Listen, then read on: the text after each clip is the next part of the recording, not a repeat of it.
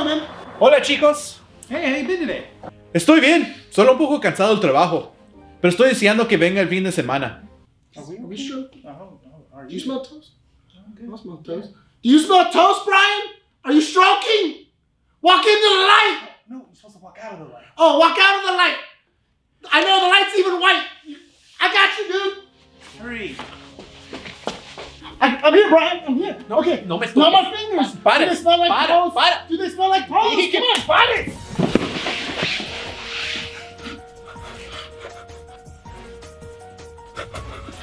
¡No, idiota! ¡No me ves! ¡Estoy bien! Solo estoy abrazando mi cultura hispana. He's stronger than I thought. Okay.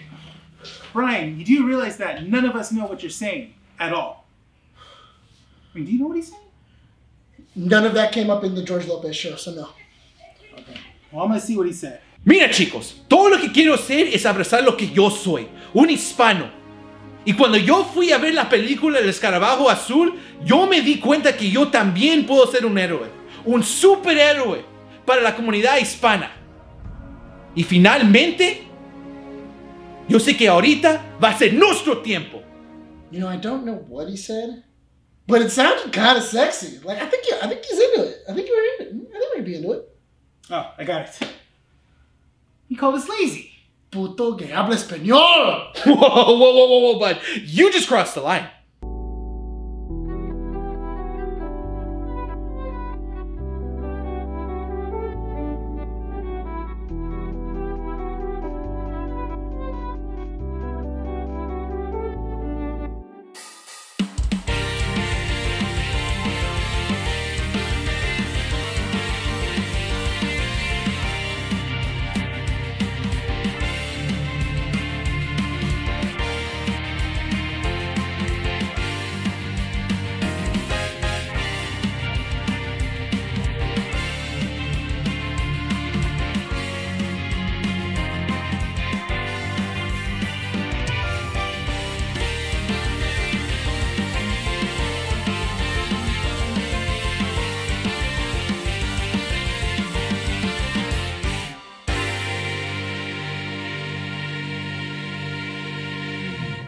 Recording at 12920 Philadelphia Street, Whittier, California at Undercity Comics. Keeping Up with the Nerds presents issue number 161. My name is Bryan. Nick. Rene. And welcome to the show. Do not clap your hands. You are forbidden. Your hands What shall did I be do? like this for the duration of the show, all I only right? dropped I do not want to see you move your hands around. I only dropped a monster 3 times. Yeah, exactly. In a row. That was a good $2 well spent for you, Nick. Good job, my dude. God. It's a good thing I had a second. Yeah. Honestly, more of it went on the floor than Essentially, it was $2. It was 3 for $6. Right? Yeah, it 3 was- for $6.50. that's a So good deal. yeah, That's a it's a good deal for the floor. Yeah, it's a good deal if you drank it. hold your Yeah. can. In It's a not proper an way. impossible thing. You even double hand fisted the can and you dropped it a third time, dude. Like that makes no sense. No, I got it and then I put it over here because then I was like, oh, let me fix the mic. And then I went like this. And then right when I did this, No, the mic didn't hit it. the mic did hit. No, the mic did. There's video. There's video of it. I saw it. It was your own hand. No. We can look over the video. We All right, definitely- We'll look over the we video have to look. afterwards. We have to look it over because I don't. I don't. Can you edit it in?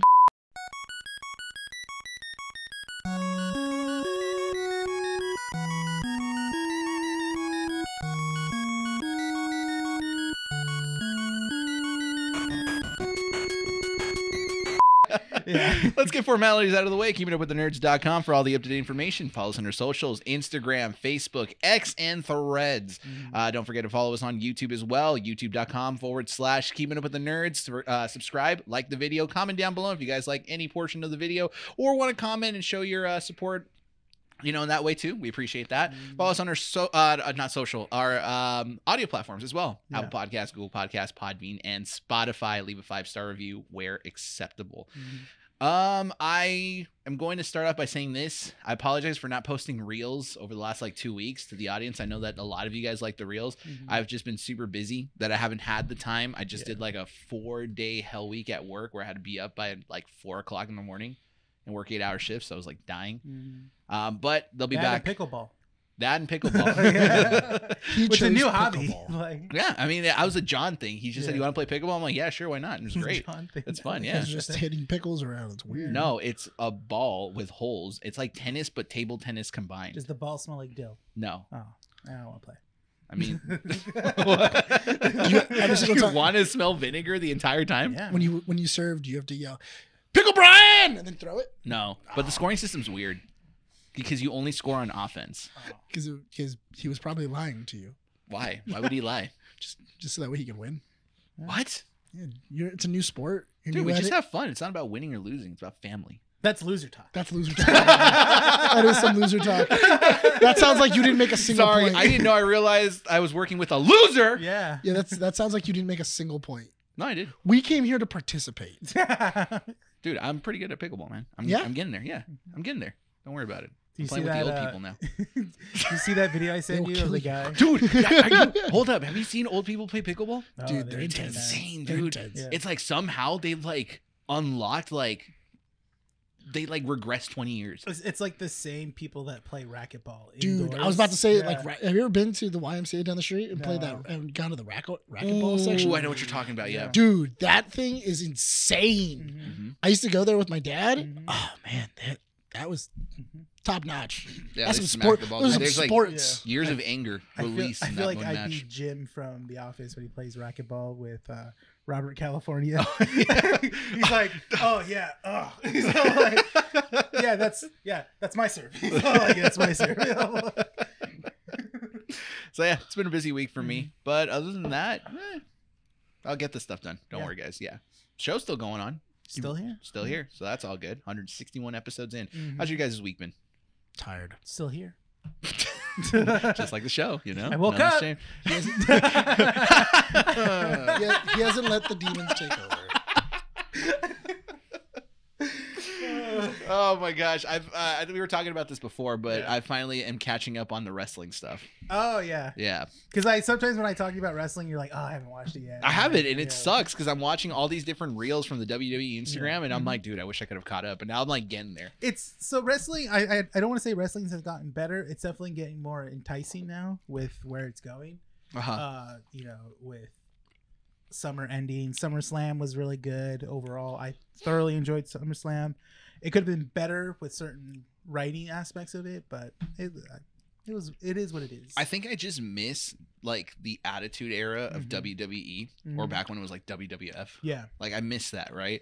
And I get it. You won't ever get it, but because sometimes I stopped watching it because my wife was getting into like her own stuff. Yeah. And then she's like, I think she caught up with like a lot of stuff. So she's like, yeah, Yeah. just put whatever you want. So I started putting it on again. Okay. And it's interesting because like every time she watches it, she thinks that the people are kind of like, she knows that it's fake, Yeah. but the hits are like, oh my God, like what are they Well, doing this? And they're the- just like, that's how you sell. That's what the you got to thing. do. Yeah, you got to sell it, and it's funny because like Mandy is fully integrated into wrestling with me. Yeah. So I just talk to her about it. It's just whenever we're on the phone and we're just fully enjoying it, we'll watch it and stuff like that. And there's some people that she hates, like she thoroughly hates, and then there's some people that she really likes. Who does she So hate? she hates Dominic Mysterio. Oh, I love Dominic. I love like to boo Dominic him. too. I like to boo him too. I like that he's so hated and he has a championship now. That's the thing. And The the cheap ass the plastic NXT North dollar American shop. champion. Yeah. I saw the interview he Yeah. had with when what was it, Butch tried to fight him for the Oh, championship. yeah. It's just like, my deadbeat dad may be United States champion, but I'm championship of all North America. That's like 39 other countries. I'm like, dude, Yeah. shut up. Yeah. It's the great. I stupidest love thing how ever. they're doing with him and stuff like that. It's good. See, and this is the thing. I Mhm. want to like, because the thing I miss about wrestling is Mhm. getting super invested into it, that Yeah. you like start to copy some of the people that are there. Yeah. Like I told you, my favorite intro that Mhm. right now, like of Mhm. course Cody's is great, Mhm. but like Austin Theory's intro is always great because he's always kind of like coming in there with like that Yeah. ego, Mhm. talks to himself, hands up, and then boom, just Yeah. right there. And then Nick over here is kind of like, you know what? No. Why can't we have fun, Nick? What? I didn't do anything. I did the intro and we were walking down to 7-Eleven. And he's like, Rene was like, I want a Cody cut or someone. Yeah. And I'm about to do it. And then he said something about like, see, this is why we shouldn't be doing this sort of stuff. No, this is why his mom have him stop watching wrestling. I said Why? this is Yeah. because when I was a kid, we started doing that. Why? Yeah, started that's copying fun. the moves. Yeah, so Yeah, did we were I. we were copying the moves, and then we busted a hole in the wall. Yeah. Oh, see, that was your problem. Because Yeah, 'cause we busted were a told hole to in stop. You know what's funny is that in junior high, and through grade school and junior high, me and my friends, we got into wrestling and we actually started doing our own wrestling matches. And you know who you are because some of them watch this podcast.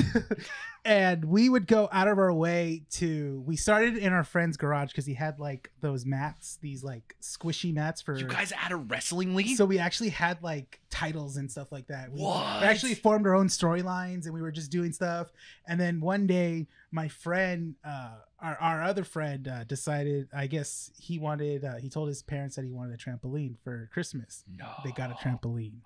So we upgraded. We sort of like we played in the trampoline. We did the moves and stuff like that. And then around Halloween time, we bought a bottle of fake blood. And then so we started doing matches where it's like, oh god, it's busted open and stuff like that. Just pour the blood in her face. And one time, one of the parents came out and be like, "What's going on?" We're just like, "It's fake. It's fake." And she's like, "You guys are bleeding." It's great. It was awesome. Backyard wrestling, Yeah, dude? we did some backyard That's wrestling. sick, dude. Yeah, you I have a was special always I always had to do the heavy movers where I just had to pick up everyone and do it. You're the Bronson Reed. Yeah. Yeah. And then our friend he was super skinny, so he was the high flyer. So he was able to jump around and do the jumping off the poles or the netting and stuff like that and just hit us, and we just had to connect. And we had a friend that was like mid high flyer, mid heavyweight and stuff like that. So Yeah. it was fun. Yeah. And you busted a hole in the wall. Yeah. Yeah. Is there a story behind that? Yeah, me and my cousins were on a bed and we started boxing / wrestling, and then Boxing. and then what was it? I pushed my cousin and his head went through the wall. Oh, his head. I was going to say his butt. No, his head. Like Dang. You punched him? No, we were going back and forth, and then like he had me, and then when I pulled out of it, I pushed him back, and then he went backwards, Yeah. and his head went through the wall. Why are you laughing at that, Because dude? it was really It was funny. funny at the time. There were some times where It's still funny. at our back Concussion. there He were was some- fine.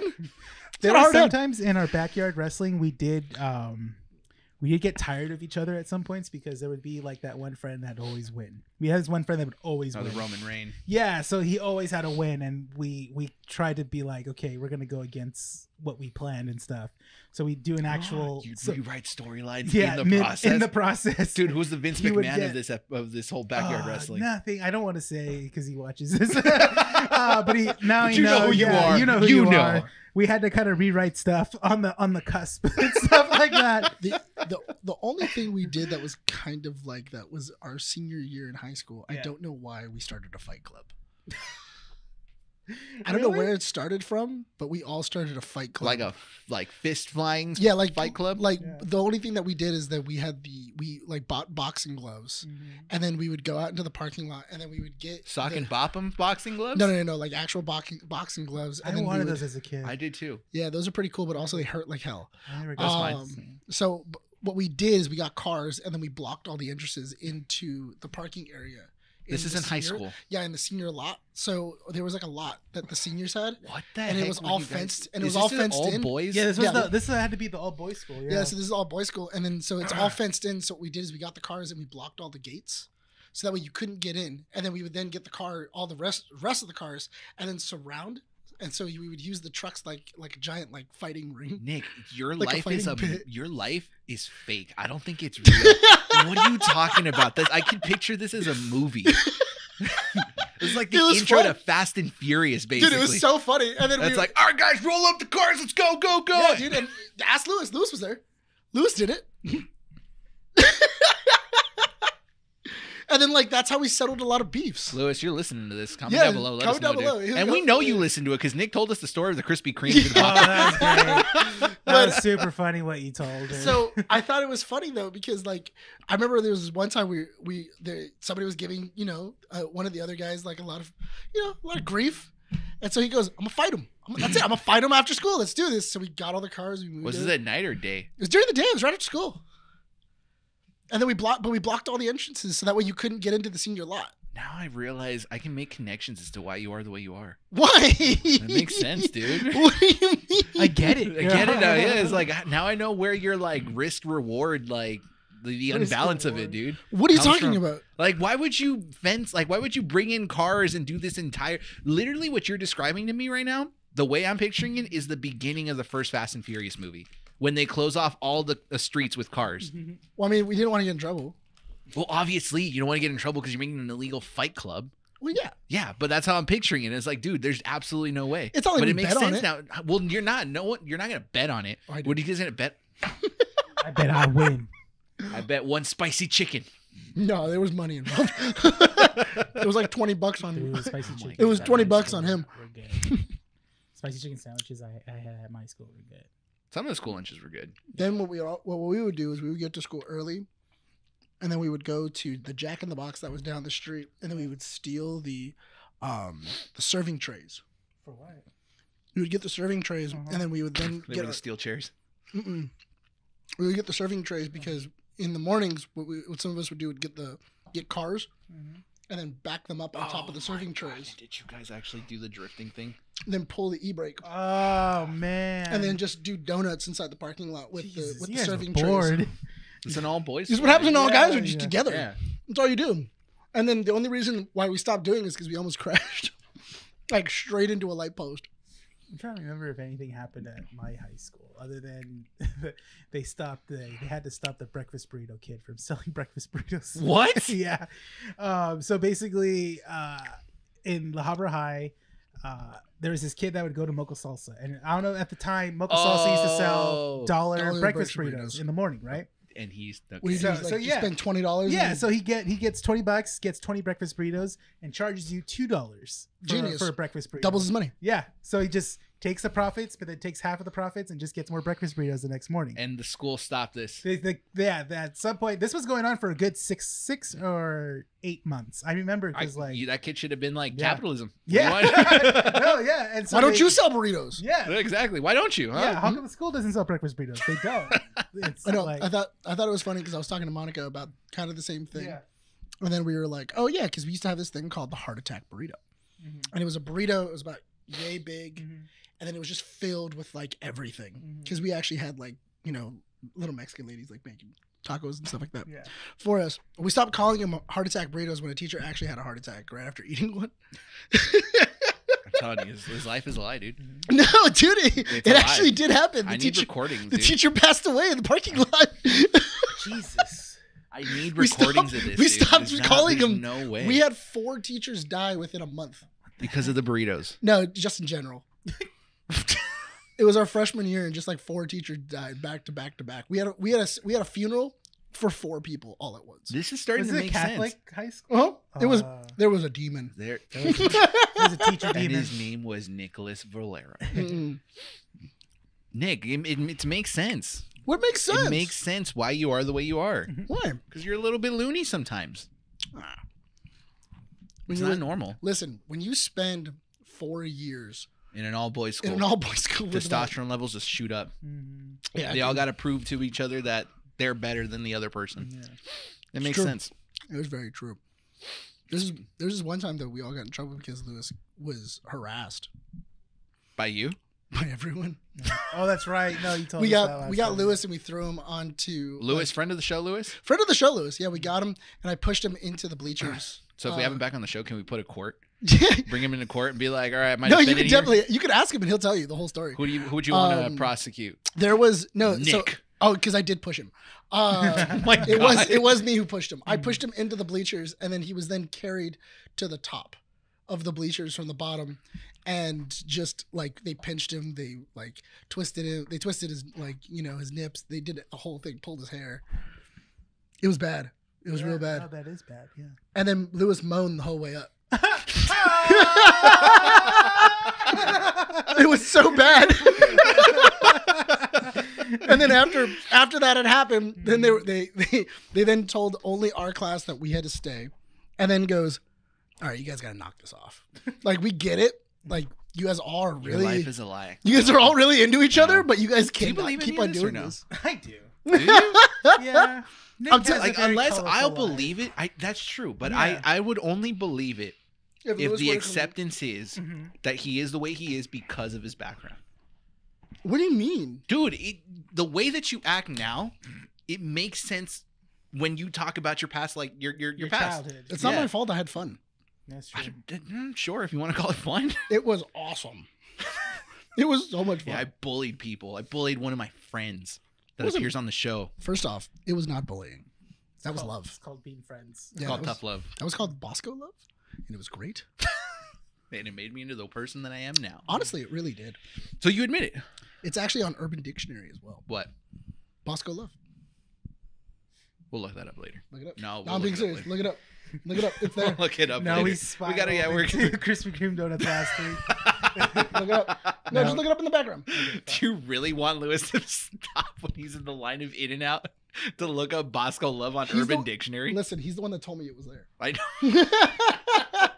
While you're looking this up, let's transition to this show because we do have a lot to talk about. So we got comic strips, and of Yes. course, Yes. the main topic of the show today is Blue Beetle, which came out this last Friday. If you guys have not seen the movie, go ahead and pause the show, go watch it, and come back because our review, oversee of everything, is going to be spoiler heavy.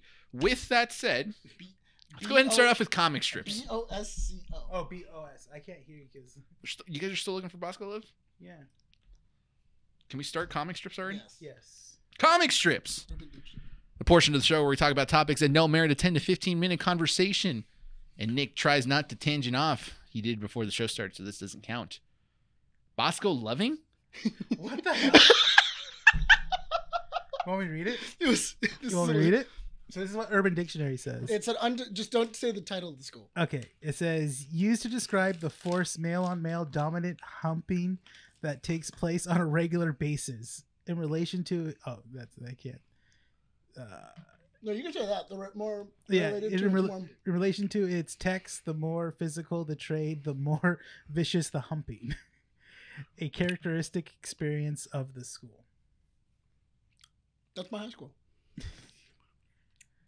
This makes sense. See, look at you can even go to number 2. It's a dry, pretend, and actually raping of a man by a male, usually associated with bruised thighs, and surprise attack of the victim. Jesus Christ, dude. Dang. Why? That's why I'm always on my toes. The aggression. All right. Get Well, the let's transition Bosco out of that Loving into one. the main topic of the What show. is Or let's that? transition out of this into the comic You can strips get a now. bug with it saying, Can we go into comic strips? "Sure, You already had your Bosco Loving. We're done. you want some." No, Bosco I don't Loving?" know. James Gunn has confirmed that the Superman movie that he's working on is not focused on a young version of Superman. Rather, it focuses on an earlier part of his life. And this was confirmed through a fan conversation that happened over Threads. So I think this is becoming more apparent because of the recasting that they did. Mhm. And it does look like he's kind of focusing on a younger Superman, but it's not a young Superman. I guess they're talking about him being a little experienced, but he knows about his powers and everything. It's not the My Adventures of Superman. What about if it was Superman, but he was having like, as he's like doing his Supermaning, he's flashing back to his younger self, and that's what's giving you like kind of like the other stories, like giving you more backstory about himself. He's saying it's a story about Didn't his he younger already years. say that he's trying to use All-Star Superman as a background for this? I mean, you could, but also All-Star Superman is a weird one because Superman dies at the end. Then it goes into the sun. Yeah, But he doesn't have to use that part. He can just He use doesn't. some of the parts. but I feel like also All-Star Superman is it's a lot better for an older Superman. If Blue Beetle's anything to go by, I can see what direction he might be taking Superman in. Maybe like not a Superman that's like young, like not a Smallville Superman, Mm-mm. but also not a Superman that has met and fought with Batman. More like he's serving and protecting Metropolis, and he knows about the other heroes that exist out there. I wouldn't mind a Superman and Lois, the Superman and Lois one, kind of like that kind of Superman. That works. I Where can he's- see that. He's older. He's already married. Yeah. This I didn't write down, but I did read it that James Gunn has consistently shot up trades for DC practically every week that they pop up on Amazon's bestseller list constantly. Because anytime he referenced like something that he's working on or inspiration, those Everybody trades reads like it. shoot up on Amazon. Have you seen that effect happen here or no? Yeah. Yeah. People just go. like people come in and wanting to get certain trades after he would post, and I'm like, oh, this is what this is going to be about. This is what we're taking from this. This is what Supergirl's going to be about and stuff like that. This is what the Authority's going to be based off of and stuff like that. So people are just already jumping on that. Yeah. Mm-hmm. So has Blue Beetle done a #1 recently or no? Blue Beetle has recently finished up a story arc called Graduation Day, and people have been grabbing it, but not a lot of people since or a little before the movie came out has asked about Blue Beetle. Okay. I feel like 1 or 2 people. Because Variant did a good overview of the Blue Beetle storyline, the Variant YouTube channel, and they were talking about how like his run started, or this one, Jaime Reyes' run was originally a 2008 run, and then he got a second story in the New 52, and right now he's on his 3rd origin, and that's the current one that's going on right now. Yeah, that's What's the third? What's the third one? The third one is kind of similar to the first one, but Ted Cord is alive. Yeah, because the second one where Ted Cord's dead. Yes, the New 52 one, and he just finds the scarab. Yes. Yeah. And this one, it's Ted Cord is training him, and then there's acknowledgement of the 2 previous Blue Beetles before Ted Cord and Reyes. Dan Garrett. Yeah. So I think I might be wrong. Correct me if I'm wrong in the comments down below. But yeah. Yeah, in the new one they introduce like new Beetle characters. Like there's a purple Beetle, and there's like a yellow Beetle, which was teased in the opening credits. You see it in the opening of the movie. So we'll get into that more later. But you do see that. Yeah. So that's interesting. And then I love following James Gunn on X, not on Twitter anymore. It's X. No, it's Twitter. It's still Twitter. In our hearts, it's still Twitter. But I love following him on there because he's always tweeting stuff about his like daily life or like things that he gets inspiration from. What's the notification sound for X? Because before it was the Oh, that's true. Like that was the notification sound. That's how you know your you got arm a tweet. sporadically just goes like that. You imagine sleeping and just X notification. See, I thought your phone would just go, X gonna give it to you. X gonna give it to you. Just every single time. Nah. All right. Could you imagine your phone just freaking out like that? Yeah. X. Gonna give it to you. Gonna give it to you. X. Gonna give it. He tweeted out, and I have to listen to it, but he did tweet out his top, or not his top, but the 23 songs, his 23 favorite songs of 2023 so far. 26. No, 23. Was it 23? 23. I thought it was 26. 23. His 23 songs of 2023. Yeah, and he put out a playlist. I have to listen to it. It'll be interesting. I thought I sent it to you. Did I send it to you? I did. Okay. Yeah, I'm surprised. You're always listening to music. I am. Yeah. Good music. It's James Gunn. Yeah. Good point. He's missed on music recommendations, dude. I think, you know what? I've gotten to the point where I trust James Gunn with my life. You would? Never met the guy. I would. You trust him with your life? I do. I don't even trust myself with my life. So any day now. So James Gunn comes up to you. He has a gun in his hand. He puts an apple on your head and he goes, I've done this before. Yes. Yes. You'd be okay with it? Yes. Be fine with it. I did that. Huh? What about if I did that? God, no. God, no, dude. Never in a million years. I'm a solid shot. No, there is no universe where I would allow you to put an apple on my head and I would trust you to shoot the apple and not me. There's no universe. There's probably a universe where you fake the shot just to scare me, and then you shoot, and then it chips my shoulder. It goes wrong. You moved! It goes wrong, and it hits his heart, and it's a bald tip arrow. Gives him a cardiac arrest at that point. I actually do have one of those. A bald tipped arrow? No, it's like a foam arrow. Oh, okay. You want to do? Can I do it with a foam arrow? No, you are not. Those hurt. Speaking about fake guns, Brooklyn Nine-Nine writer Robin Rubio Hawks, I think is how you pronounce it, said on Twitter, R.I.P., that he once pitched a Nerf movie to some Hollywood execs. The idea of this Nerf movie would have been a regular action movie, but all weapons would have been replaced with Nerf weapons, and no one addresses it. So what do you think? Raka YouTube video. We've seen this before. Yes. Not in that sense. Okay. I do think that's funny though. Community paintball episode. Yeah. We Immediately could do when I that. read that, I was like, That's pretty genius. I have like 4 Nerf guns we can use. We can shoot a skit. I have another one. Yeah, let's do it. You want to do it? Next skit, yeah. Not next skit. I think that should be a separate skit, Okay. not attached to a podcast. I do want to get a rival. I do. That would be a fun short film. I do have a rifle. You have to build it. You start No, with a the pistol. rival. Oh, The rival. Oh, ones? the rivals. That'd be a Okay. fun short film to work on. Yeah, We need to do that that one. could be our short film. Hey, did we just come up with our short film? I have to buy darts though because they're gone in my house. Yeah, Nerf weapons Yeah. aren't that expensive That's either. why- Nerf darts are not that. That's why I bad. wanted to get like the balls because Mhm. the ball ones they have a way better velocity, but also like they're more accurate. Yeah, I do have those actually. Not the rivals, but they're knockoffs. What we would need in order to make a short film happen, we would need like at least 3 or 4 more people to help us out That's fine. Yeah. I know a couple guys. because we need someone to man the camera. Mhm. Well, yeah, that you that'd be trust. pretty good. You know what? I actually like that idea. Mhm. You shoot an action movie. It doesn't even have to have a plot. We could just do it. Shoot certain action scenes. You make a war movie. Yeah. Oh, okay. You make a war movie, but it's all Nerf. It's not bad. They're holding us down, Captain. I mean, Mattel's already doing this. Mhm. I think they have this in the Yeah. in their like bucket of movies to make. So why don't we just get to it Comment first? down below if you guys want to see a Nerf movie. a Nerf movie produced by the nerds. I'm down for it. Okay. I'm down for it.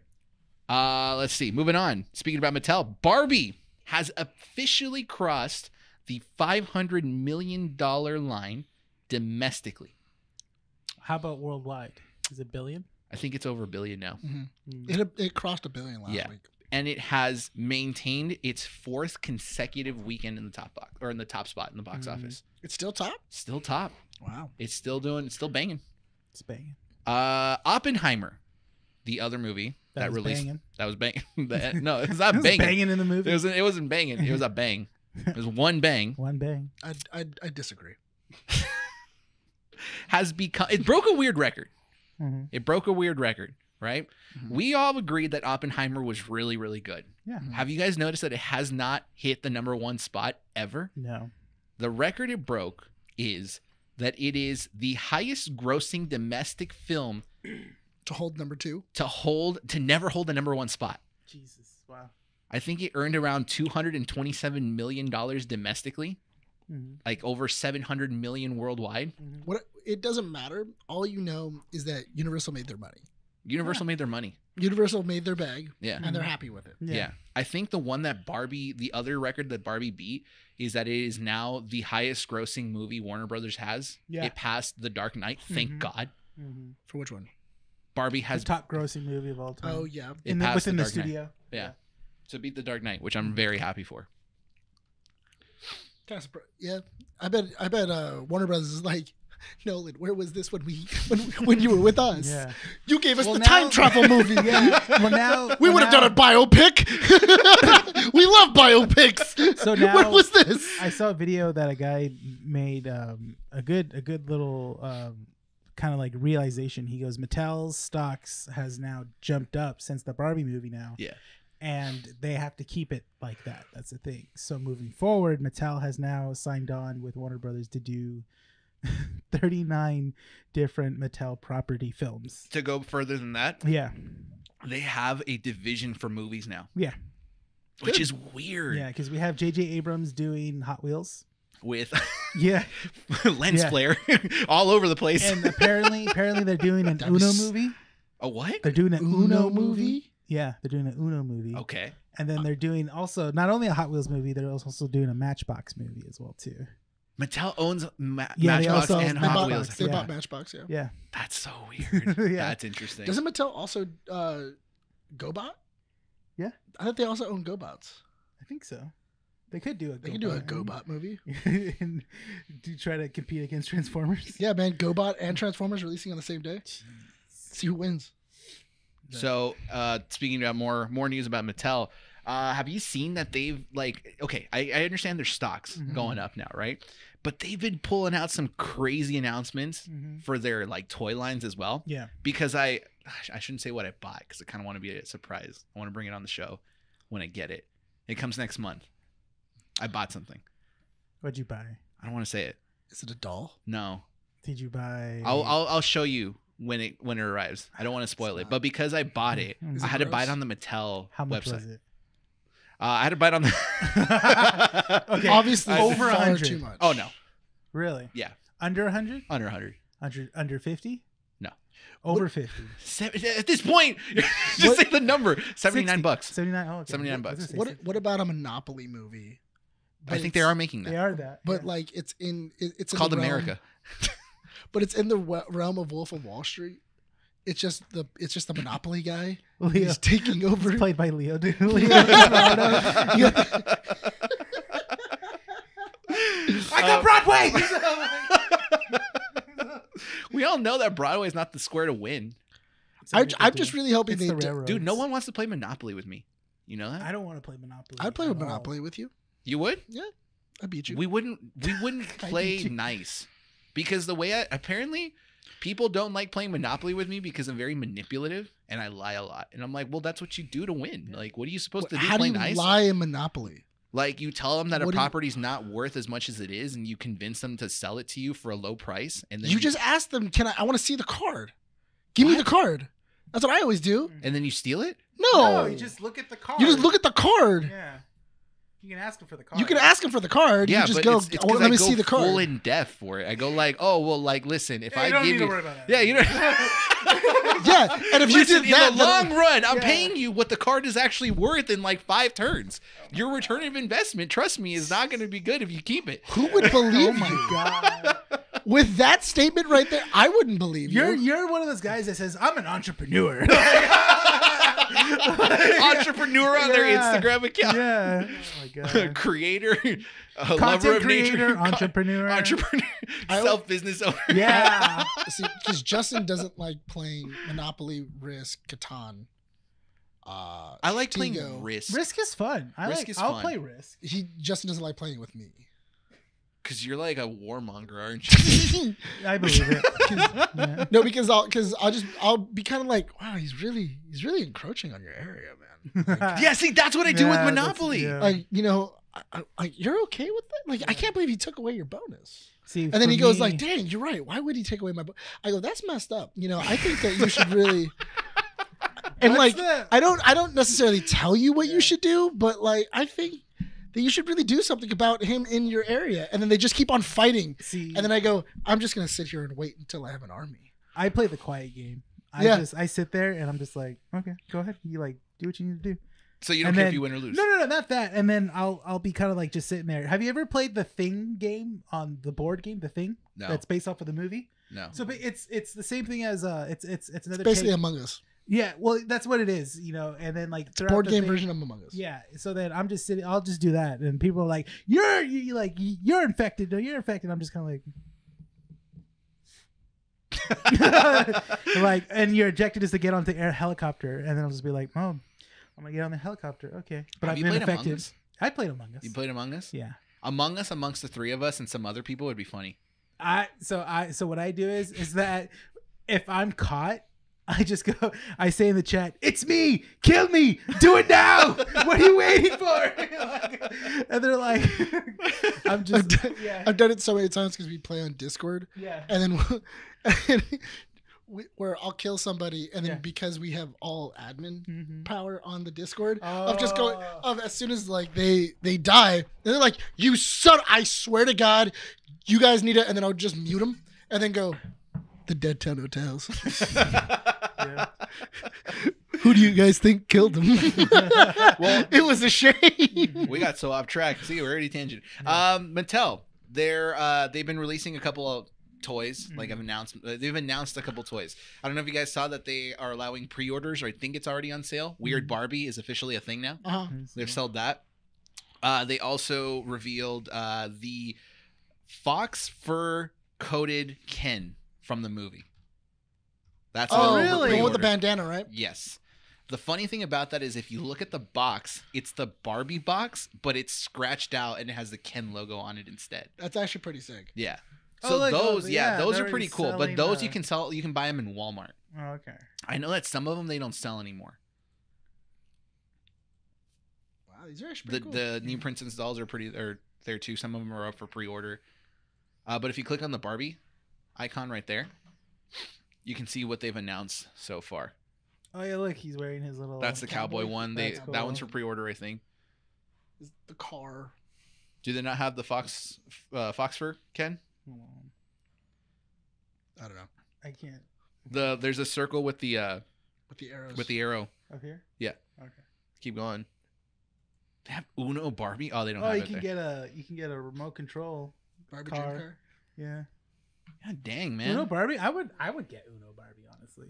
Uno Barbie? Yeah, from the Do movie. they have Allens? No, that's the one that they haven't done Yeah, anything they haven't yet. released No. an Allen. I want an Allen. Yeah. All the guys get Allens. I would get an Allen. I would get an Allen. I would Would get you an Allen, unbox them? and I would get that Ken, honestly. and then I would then change Allen's clothes for Ken's. Yeah. Oh, because you know why? Allen should have his respect. Allen needs his dues paid. He All needs his right. Paid his dues. Let's move on to the next topic. So, a couple release date announcements. One Piece, the live action Netflix TV series. They released a couple character posters. It's set to release in August 31st. Man, that show is gonna bomb. It's a weird. Everyone's clowning on it. It's gonna bomb. I'd be surprised if it actually does well, but only because people are like interested in seeing it, and that's why it gets viewership. The problem with it, and you know what? I've seen a couple of like stills of like the merman and you know some of the others. It looks okay. I mean, it's just gonna be really weird. It's a weird thing to try to adapt. Here's the thing. I was watching Meat Canyon's interpretation of the One Piece trailer. And he was saying that the reason why One Piece, or not One Piece, but anime live action movies don't work is because anime is very exaggerated It is. in terms of their action sequences and stuff that you can't replicate in real life. So I feel and like if you do, it's over. It's too much. it is, right? So I don't know why they keep doing this. They have a Ken that has a prosthetic leg. What? A Barbie. No, Ken. A Ken with a prosthetic leg? Yeah, Ken with a prosthetic leg, and then they had a Ken in a wheelchair. I don't know why I thought you were gonna So- say there's a Ken with a prostate. I'm like, what? What do you mean? Getting ready to have a prostate. There's a Ken with a prostate. I was like, what? Why is he? Who would do that? Who no. would tell? But the other things that are releasing, Scott Pilgrim finally gets a title reveal. Scott Pilgrim Takes Off is the anime version of the live action movie that came out well over 10 years ago at this point. And okay, so my question is that did they just take the audio from the movie, No. or did they come back and redub it? All the actors are returning. Actors and actresses are returning, and they did the voiceover for it.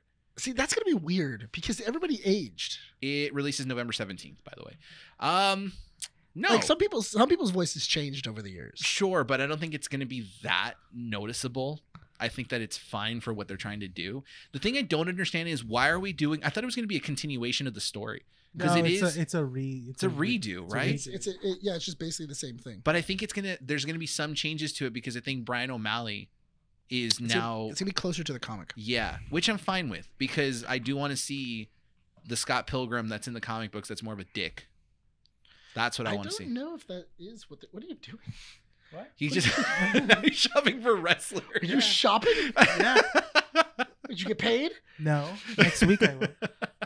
He's just looking to see what he wants to get. I'll get that Randy Orton. You gonna get that rock? What were you saying, Nick? You get the rock? Nick He does look like him. He does actually look like That's a him. good- It's yeah. a with solid, a smile. That's a solid one. Was it What did you say? about what? What were we talking about? Scott Pilgrim. Oh, Cody right. Rhodes. That's right. I think it's Cody Rhodes. That's great. Okay. So, anyway, Scott Pilgrim, I think that it's going to be interesting. Let's see how it goes. Is it a series or a movie? I think it's a series. What's that airing on? Netflix. Really? November 17th. We'll see. Which is interesting because they just announced the cast list like months ago and it's already getting a release date. That means that this project has been under wraps for like a couple of years now. Yeah, Yeah. it's going to be interesting. Other release dates. Power Rangers Cosmic Fury releases September 29th. We've talked about this series before, I think a couple months ago. That's the one with the new Red Ranger. That's the one with the new Red Ranger, who is the first female Red Ranger. Mm-hmm. But in America. Huh? In America. In America. But Super Sentai, they've had several. yes. Did you guys see that they released the intro for Cosmic Fury? No, I didn't care to. And then you give me crap for not getting into the content as well. They released the intro for Cosmic Fury. Who is coming back? David Yost is coming back as Billy. Yes. So he's coming back. We don't know what role he'll be playing. I don't know if he's going to be playing like a similar role that he did with Power Rangers in Space. But he is coming back as Billy. He's supposed to be kind of like an ambassador. That's the thing, though. Yeah. But I'm also wondering if Cosmic Fury is going to connect to Once and Always. I don't think it might, but because Lord Zed is coming back. He's the main villain. That's what I'm saying. Yeah. Like, because Rita Repulsa was back in that one. Yeah, as robot Rita Repulsa. But who was she trying to bring back in Once and Always? Was it Goldar? No, she was trying to bring back Zed. Mm-hmm. So then it has to connect in some sort of way. Yeah, but the thing is that Zed's already been reincarnated like 4 or 5 times. Because then there was also one where they went time traveling and then they reincarnated Zed before he was purified. Well, the synopsis of Cosmic Fury is that supposedly the Power Rangers are chasing Zed into space. So they go from Dino Fury to Cosmic Fury. That's why the Power Rangers change into this sort of like costume. This is why they're having their name changed. Do you guys know that Lord Zed is from the same planet that Zordon's from? Yeah. They're best friends. He's from Ultar. Yeah. And they were best friends. Mm-hmm. So it'll be interesting. I'll keep an eye on it just to see what's going on with that. Apple TV teases a new MonsterVerse series called Monarch: Legacy of the Monster. Mm-hmm. It'll follow 2 points in time, one in the past, one in the present, Mm-hmm. and it'll feature Kurt and Wyatt Russell. Mm-hmm. They're gonna be playing the same guy. The same Kurt guy Russell from 2 points in taking time. on Godzilla. Yeah, The that's Russells. interesting. Yeah, The Russells. that's pretty cool. I love it. That they did like I'm excited. yeah, the younger version and older version, but they're not CGIing it. No. I'm pretty cool with that. I'm They good with look that. so similar. Yes, Mhm. it's believable. I think Wyatt looks more like Goldie Hawn, honestly. Maybe. I think he looks more like his mom. But if you know what, if he has his beard, he looks like his dad. Yeah. He looks like his dad when he has his beard. Yeah, But when he's clean shaven, he looks like Goldie Hawn. he does. Yeah. Loki season 2. Mhm. Have you guys seen the trailer for it? I think we've all seen it, right? Did you guys catch that there's like a McDonald's reference to it? Yeah. So I don't know why they're making a big deal out of it. I thought that McDonald's was usually referenced in like a bunch of TV shows and movies, but apparently not.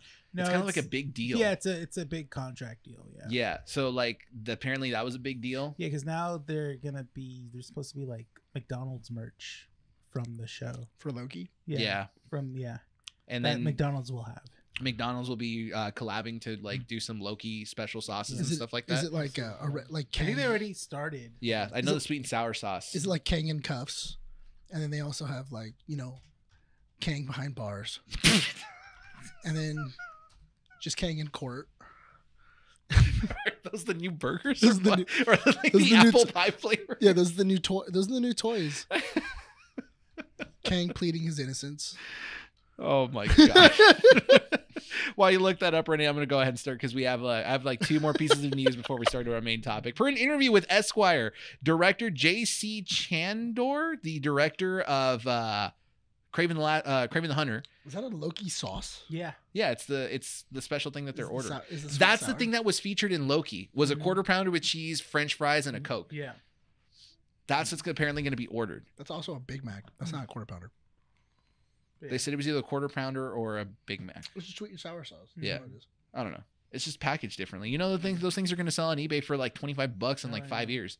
It's like the what was it? The one from Rick and Morty? Yeah. We got to catch on the trend first. Exactly. Was it Sylvie was working at McDonald's? Yeah. Oh wow. Yeah. So the director of Craven the Last Hunter says that this movie is a tragedy. When the final credits roll on this film, you won't have a feeling this is all going to end great. Obviously, Yeah, it is a tragedy because you made the movie. I was going to say Dang. that. I mean, do you not agree? What? That it's a tragedy because the movie's being made. It's not I haven't Craven. seen it, but Oh my God! Really? This is the first time we're like, look, I gotta watch it. I gotta watch it, man. Before I, put an You don't- opinion on there. You don't think you think it's gonna be good? Tell me honestly. Well, I don't think, but okay. You don't think? I don't think, but You I have just a feeling. act. I just act. There you go. Okay. You just are. I'm just here. You just am. I'm just here. He is.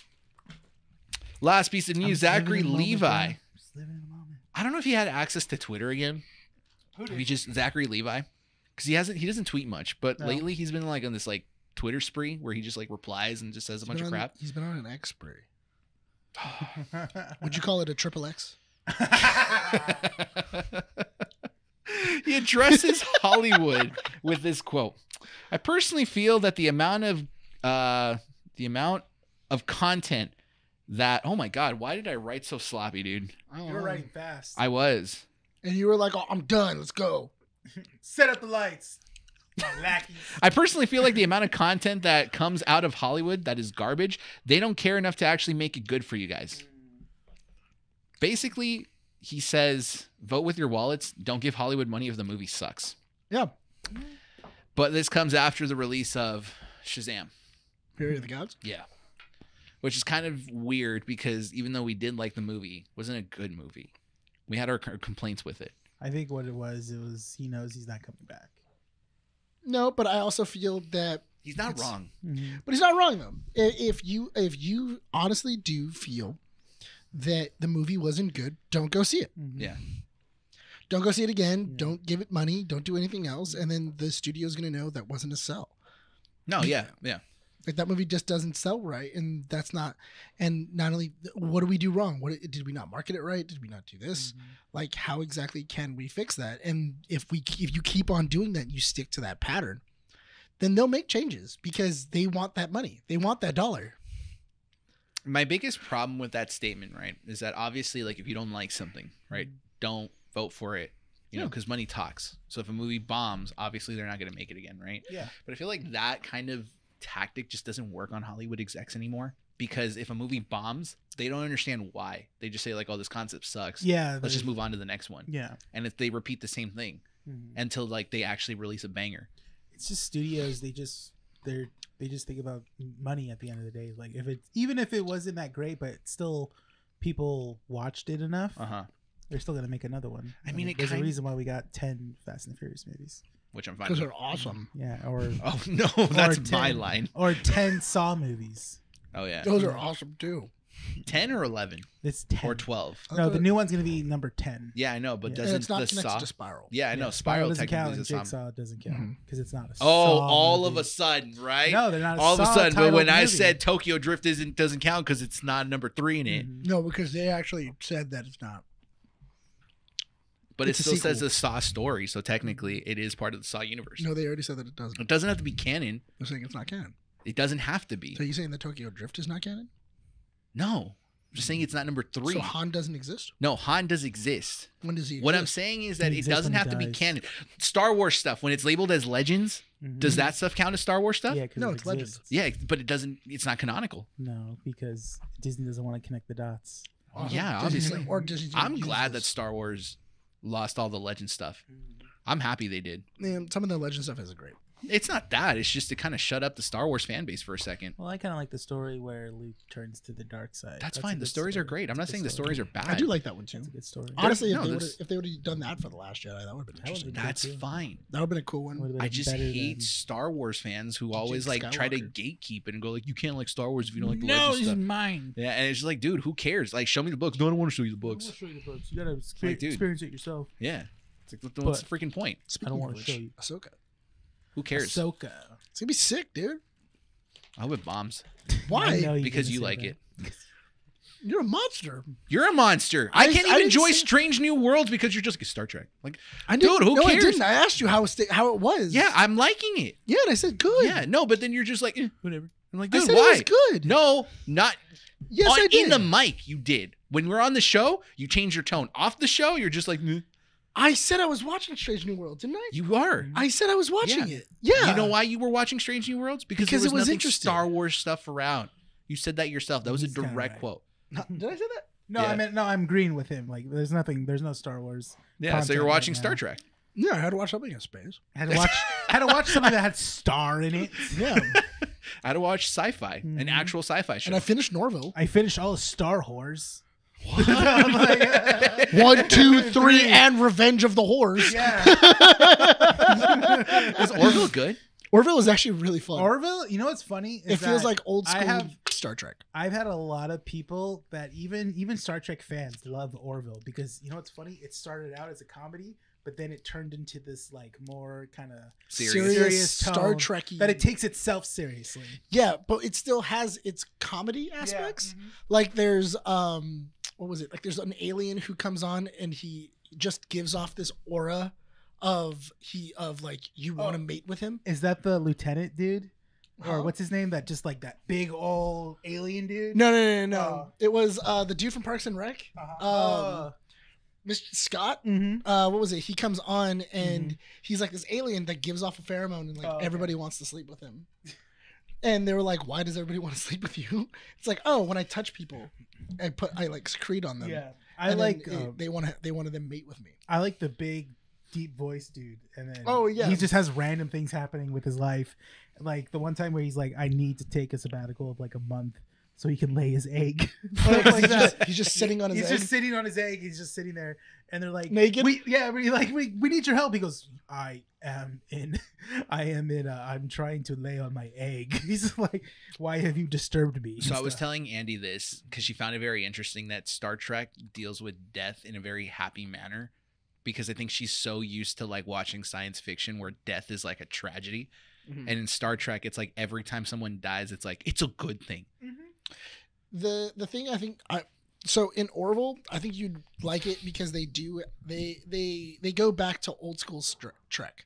Which is like Where Adventure of the Day. It's Adventure of the Day, but not only that, but also it's okay, cool. We've spent a lot of time with the main cast.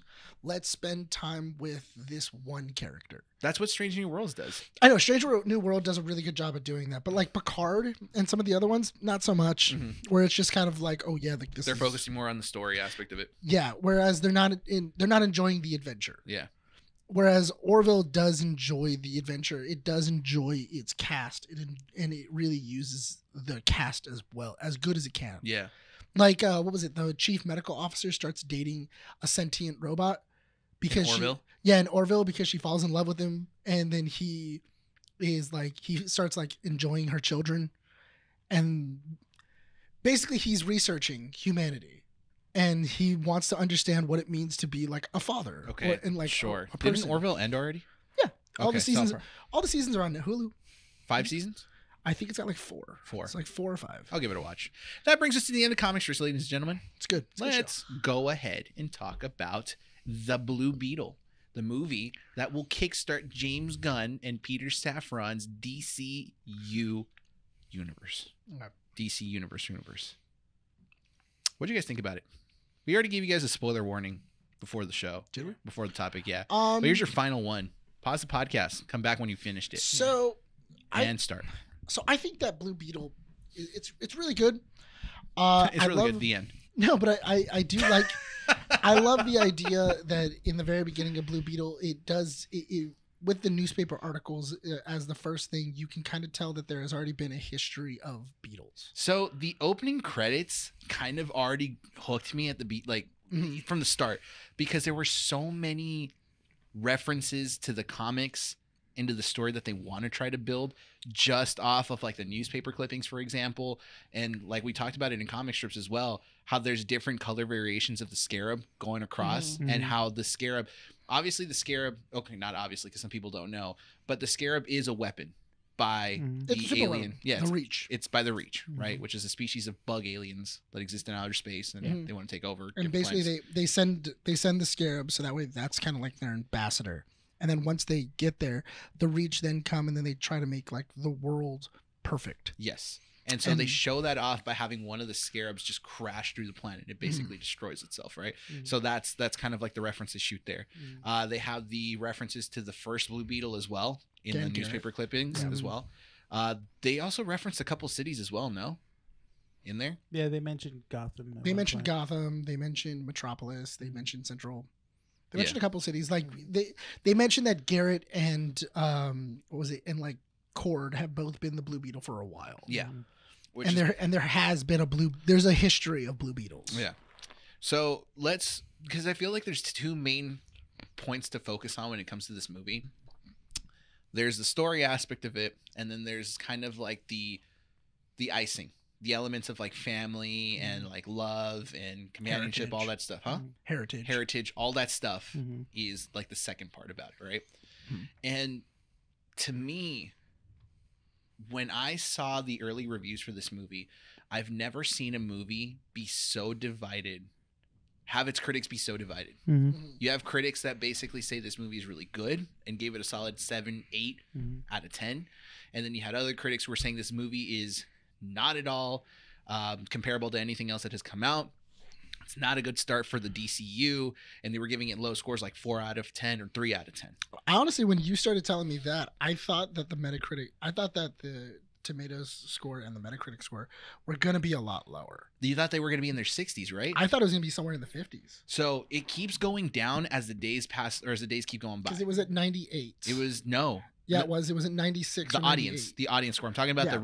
the tomato score for the reviews. What was that it was when at you an showed 88. It was at an 88. It was at an 88 when it had its press reveal. Okay. Or press started, or they started lifting You press screenshot reviews. You sent us a screenshot. I remember it was because I thought it was in the 70s. No, it was in high 80s. It was like an 88. 79. It was a 79.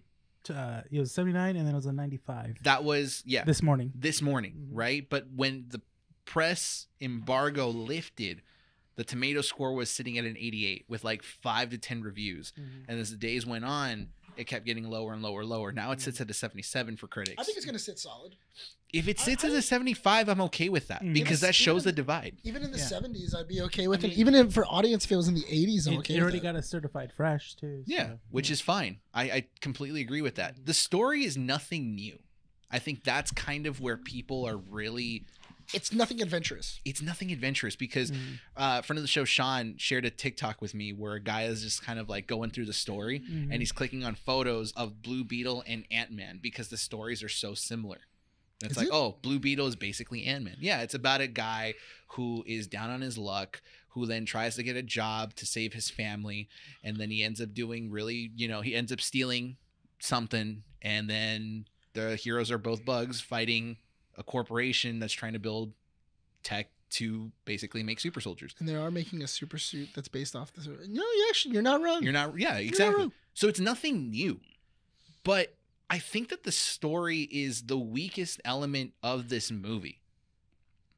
If you look at everything else, it's a pretty solid movie. There's really nothing to hate about it. No. But here's the thing, though. They went in with a very simple story, but they filled the cast with some great character actors. They did.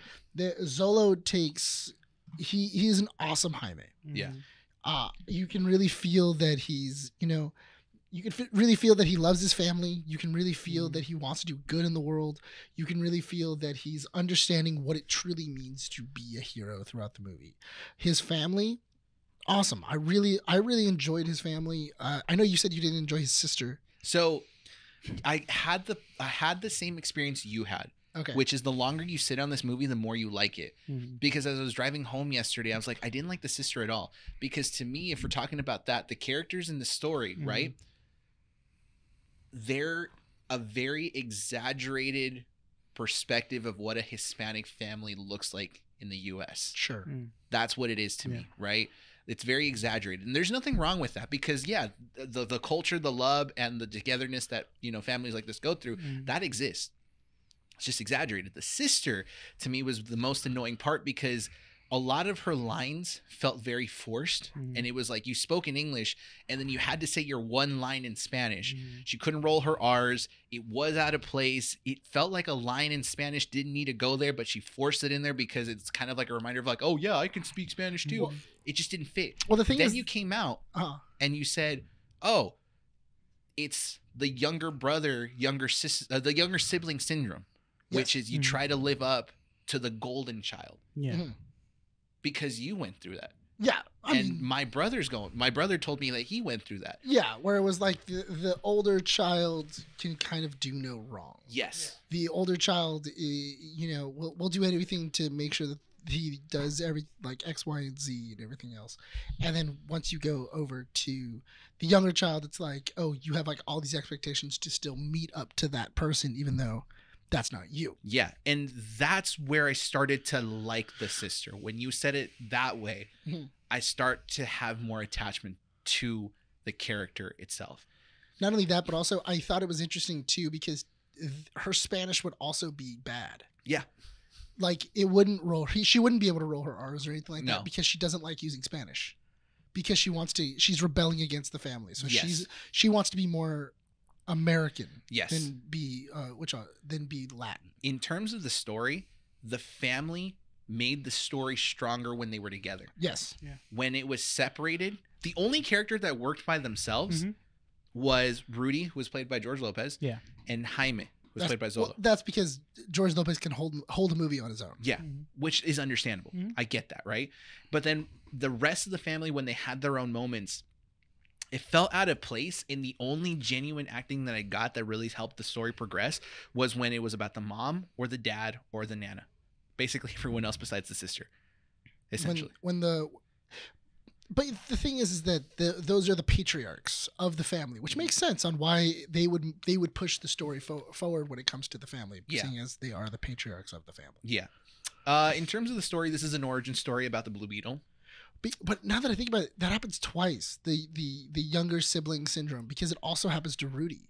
Because Rudy also says the same thing. Yeah. Because Rudy says, "Well, I'm the screw up brother who just lives on your couch. Yeah. That's all I am. I'm nobody else." And then Jaime even goes, "No, I love you. You're so awesome. You're so cool. We would never have gotten as far as we have without you." And he's like, "Yeah, I guess I am pretty cool." And it's like, and so I mean, they were the director must really went through some stuff because he kept bringing up the situation. It's a very Hispanic thing, I think. And we looked into it. The director and the writer are, I think they're both Puerto Rican. Yeah, and they've both come from a background of making Hispanic-based movies and TV shows. Have fun. So there's a lot of element to that. Right. But for me, this is an origin story of the Blue Beetle. This is an origin story of Jaime Reyes, and it borrows a lot from the comic books, but it's completely new. I don't think this is anything based off like the comic books that have existed. Yeah, I mean,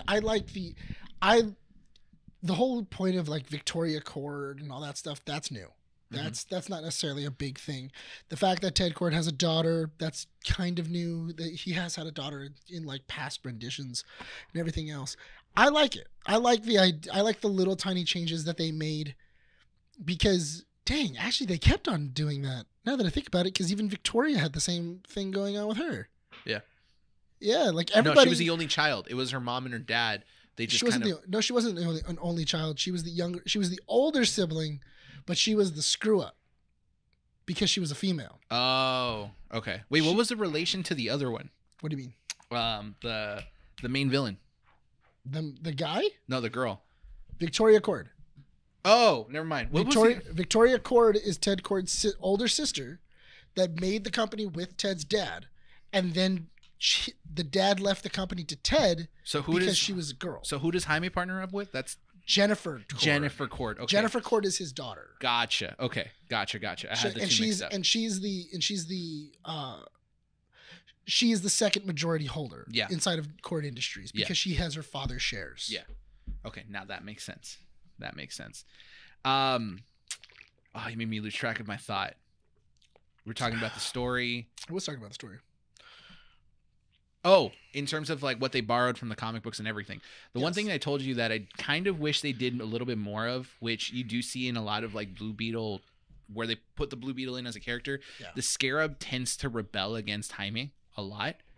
We didn't get that version of the Scarab in this movie. But the thing is that if I keep on having the Scarab rebel against Jaime, for one, it's going to take longer out of the movie. And I don't have that kind of time. No, you don't. It was a quick, simple story.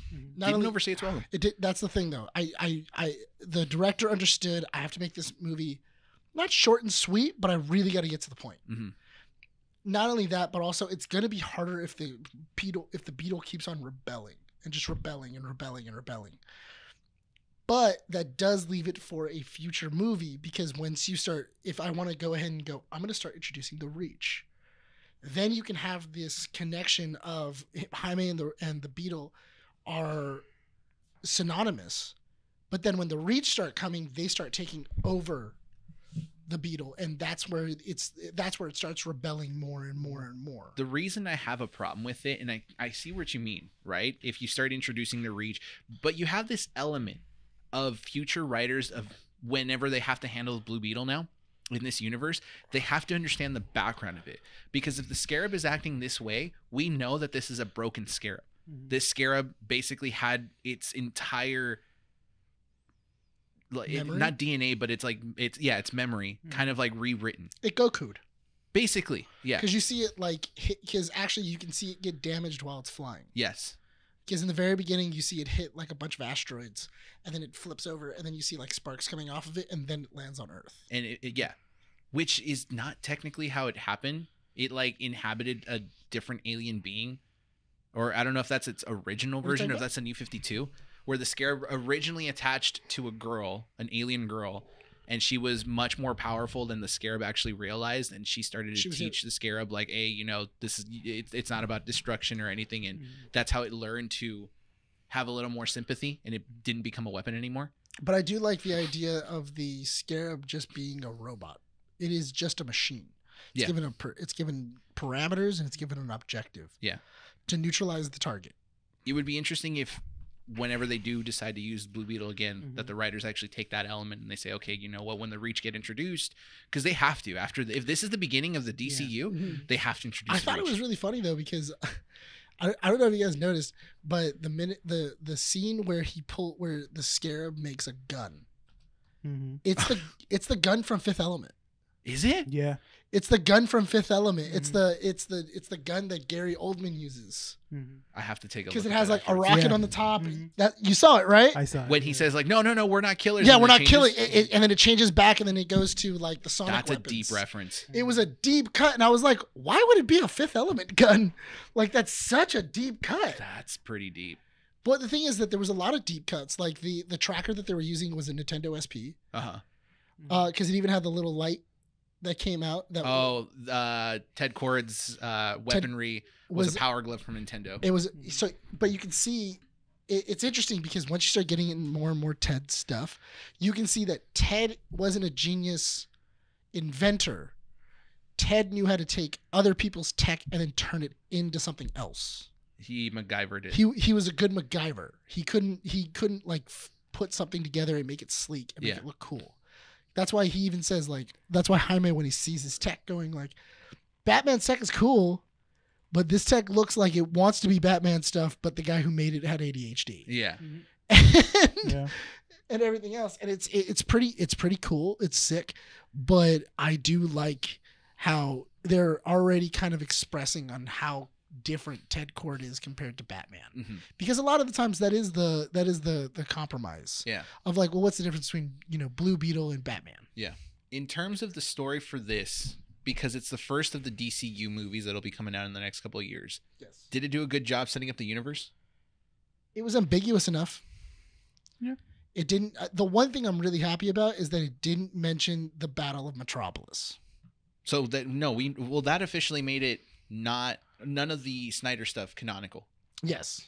Or it could be canonical, but we just don't know in what parts. Well, because I feel like it would have been really I feel like it would have been very easy for like his dad to go like, yeah, like, after the battle of after what happened in Metropolis, we really considered calling you home.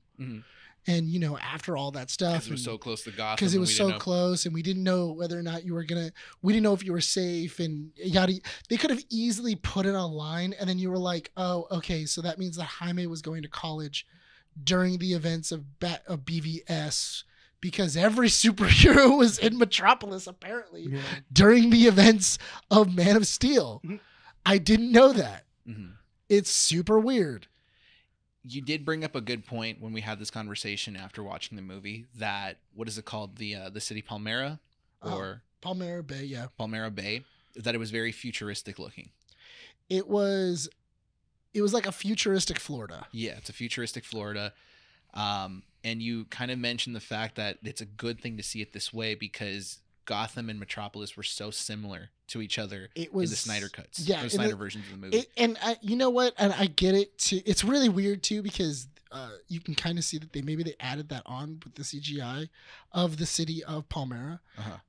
Just because when they're driving down the actual streets of Palmyra, it doesn't show the buildings. No. It just looks like a normal street. It looked like Los Angeles. It looked like just downtown LA. Yeah. And I was kind of like, I kind of wish they would have like added some of those features to Palmyra, like even like if it was like a futuristic bridge or, you know, something. Yeah.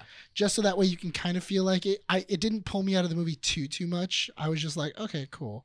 I do wish that they had those features, but it's okay. Yeah. But I do like the fact that it was these two sections of like the rich are up here and the poor are down here. Whereas in like Man of Steel and BVS and everything else, it's like, cool, Metropolis is right here and then across the bridge is Gotham. Yeah. Which makes no sense because why would we need a Batman? It wasn't until The Flash that we kind of got a reference as to how far each city was. Yeah. Because Central City was pretty far away from... Central City is like, I think 125 miles away from Gotham. Yeah.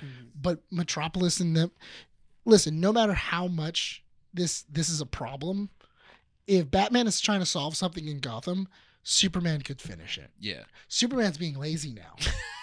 And he should, and like, I'm surprised that Diana and them are like, oh, why don't you go down and help? And it's like, if I did it, then he wouldn't have anything to do. Yeah.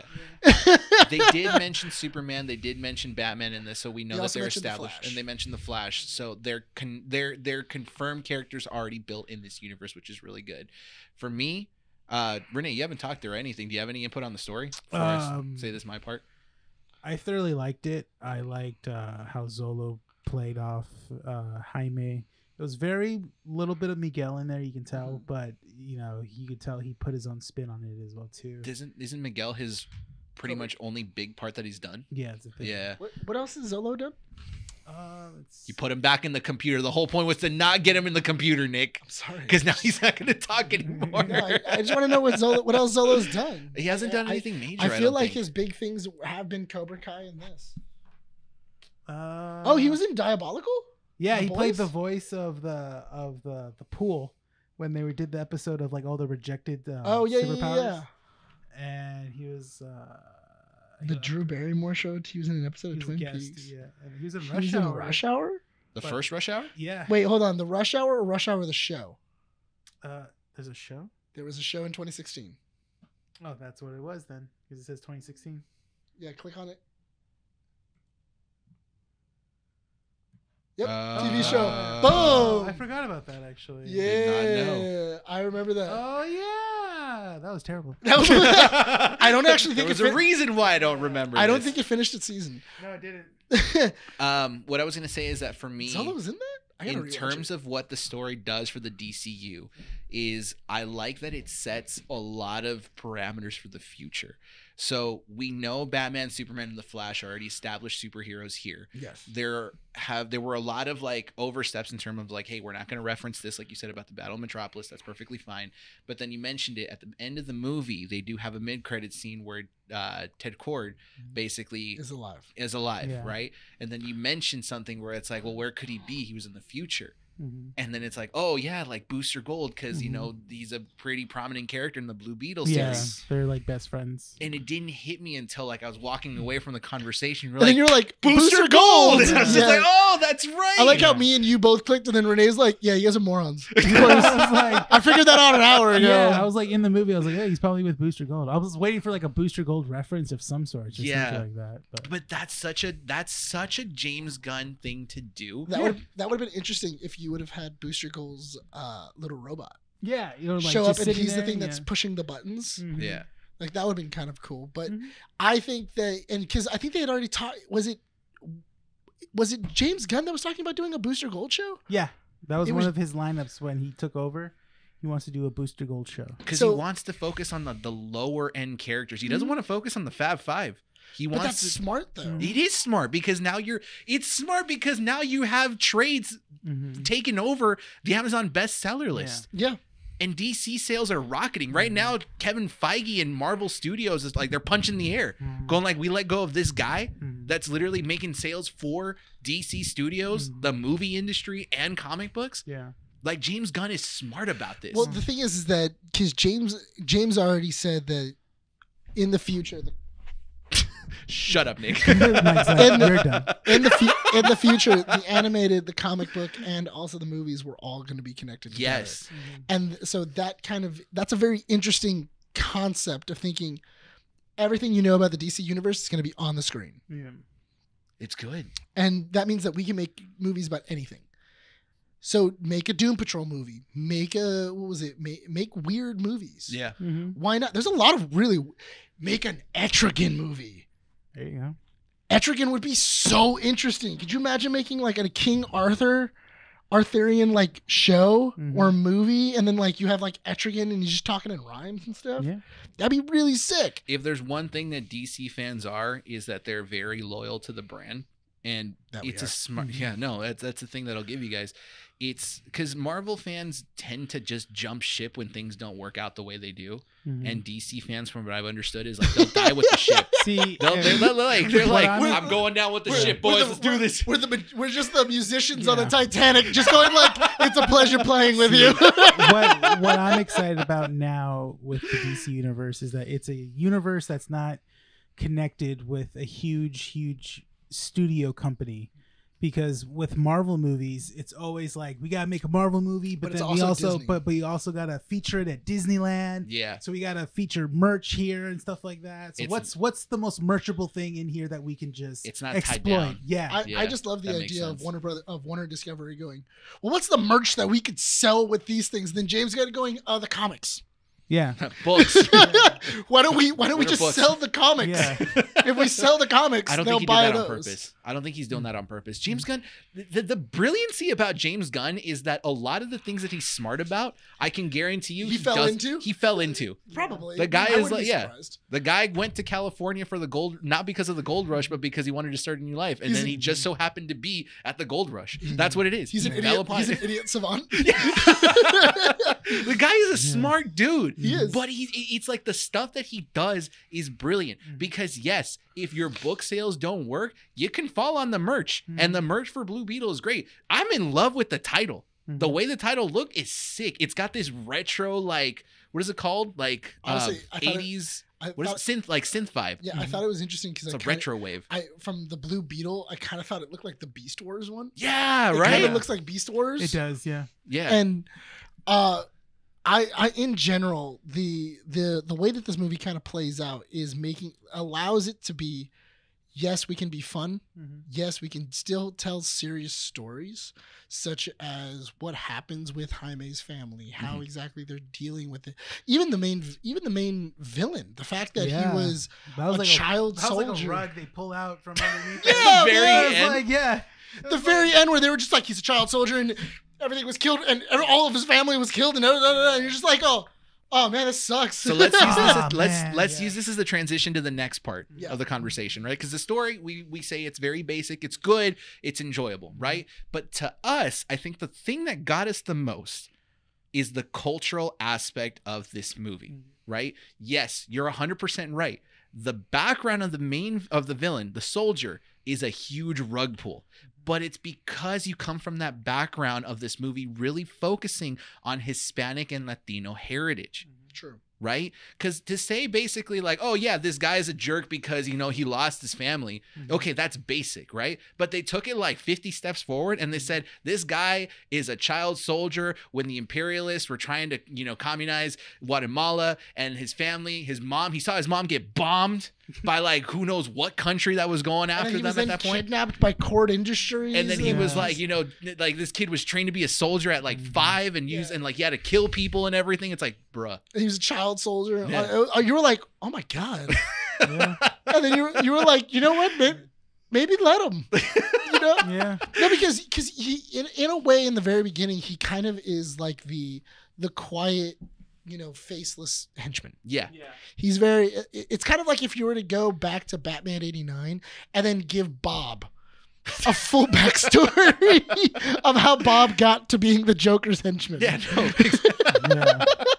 And then you were just like, oh wow, the Joker like killed his wife. I think Variant, the YouTube channel, also did a background on that character on as Bob? well. No, not on Bob. Bob. on this soldier from Blue Beetle. So I got to take a look at that video too. It's the Olmec. Yeah. So Olmec. I will say this.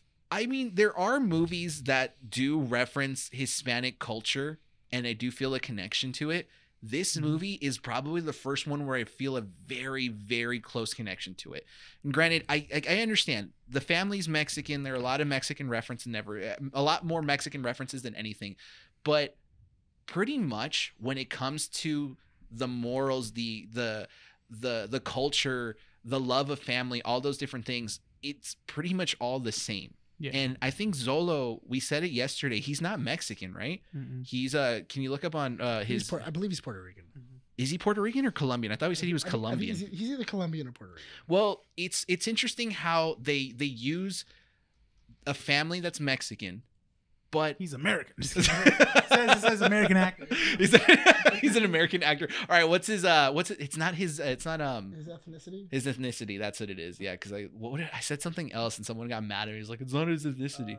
He is of Mexican, Cuban, and Ecuadorian. So he's got 3 backgrounds basically, which is interesting. But this movie, so he's Latin ambiguous.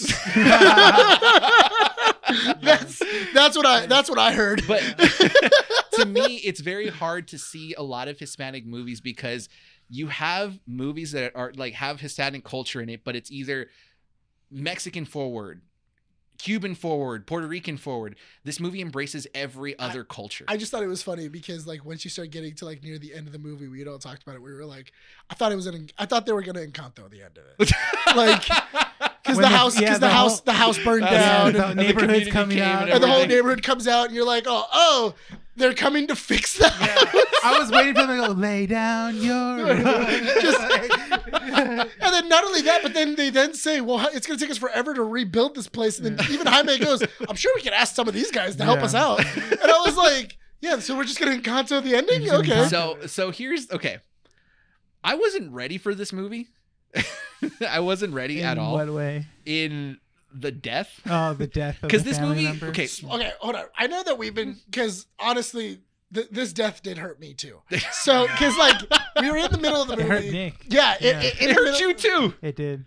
Okay, so we're in the middle of the movie, and then this death happens, and then Bryan is like, I'm not gonna turn to Nick because he's gonna make fun of me. And then Nick's like, I'm not going to turn to Bryan because he's going to make fun of me. Because I started to well up and I was like, I'm not welling up. It's so sad. I'm not crying, you're crying. It's so sad because because early on in the movie, it's a very like quick. It's very quick. But the death doesn't. Spoiler alert: Dad dies. Great. Hey, you know what? Kick me in the balls, man. Dad dies of cardiac arrest. Oh, just like my dad. Jesus.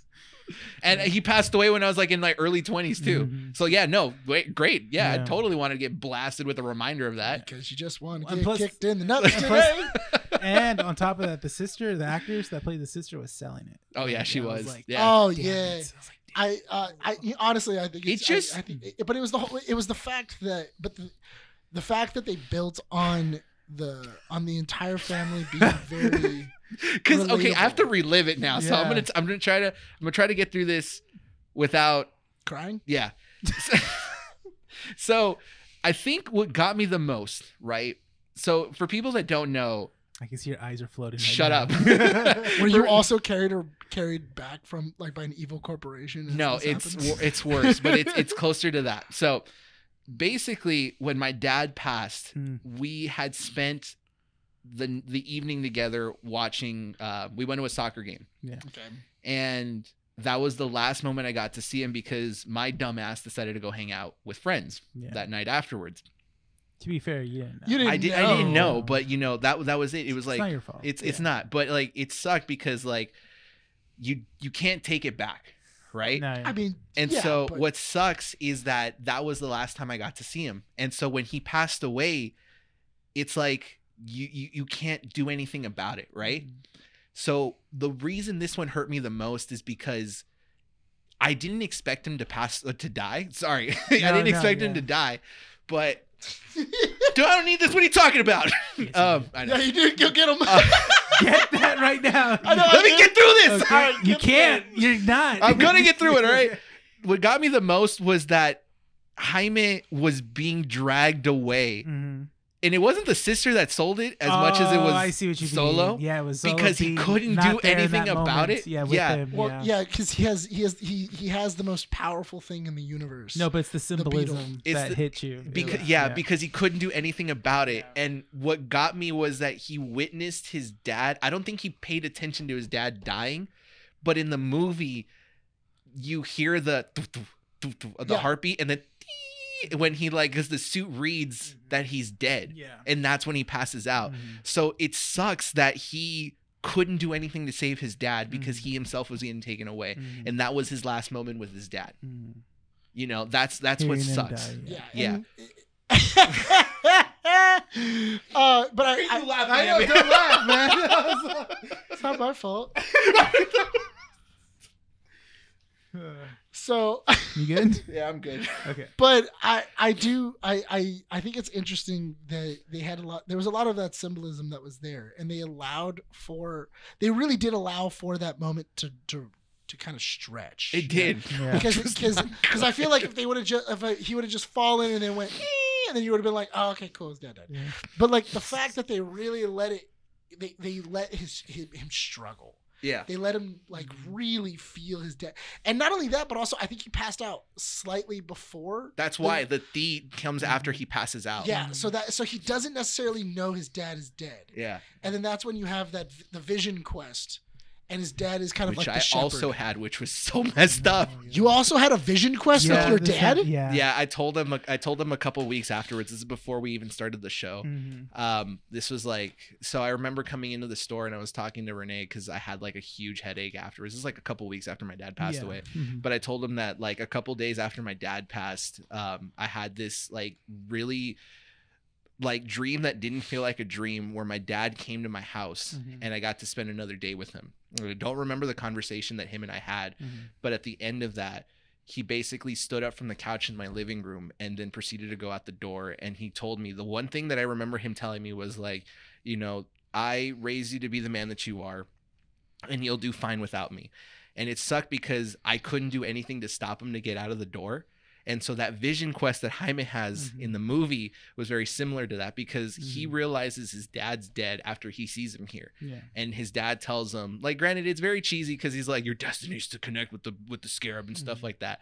But he tells him, like, you know, I realize what my destiny is and I've raised you to be the kind of person that you are. That's a conversation I feel like that wasn't, I mean, I don't think that's what his dad was telling him. It was like, oh, your destiny was to be part of the scare. His destiny was to become a hero. Yeah, basically. That's what he was saying. Like the Beetle chose you because you're the best of us. And I raised you to be the best of us. And I'm proud of you. And, you know, and as he ends up going and everything else, I do like that as they become symbiotic and the actual Beetle connect, the Beetle becomes fluent in Spanish. Great. Yeah, that was good. Like it starts speaking to him in Spanish, and I was like, "Oh, that's interesting. It's bilingual now." It picks up the attitude of that. Great, right? It became it became a Latin woman. Just a lot of sass. The cultural things that this movie really focuses on is family, right? Yes. It's community, and it deals with death in a very interesting way. Because the thing is that they mention community a lot, and I get it. The movie had a very small cast. Yeah.